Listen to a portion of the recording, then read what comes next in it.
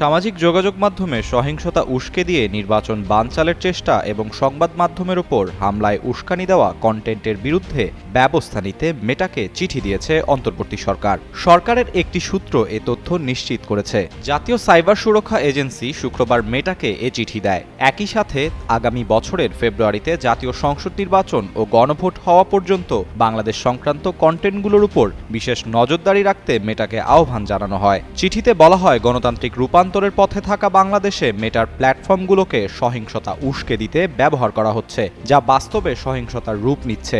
এর ফলে উত্তেজনা ভয়াবহভাবে বাড়ছে। চিঠিতে আরও উল্লেখ করা হয়েছে, আওয়ামী লীগ সরকারের সঙ্গে সংশ্লিষ্ট কিছু ব্যক্তি ফেসবুকে প্রকাশ্যে ওসমান হাদির মৃত্যুকে সমর্থন জানিয়েছেন। অন্যরা গণমাধ্যম প্রতিষ্ঠান ও সাংবাদিকদের বিরুদ্ধে সহিংসতার আহ্বান জানিয়েছে। এসব বক্তব্য ছড়ানোর পর প্রথম আলো ও ডেইলি স্টার কার্যালয়ে ভাঙচুর ও অগ্নিসংযোগ করা হয়। এতে জনমনে আতঙ্ক ছড়িয়ে পড়ে। একই সাথে গণমাধ্যমের স্বাধীনতার ওপর মারাত্মক হুমকি তৈরি হয়।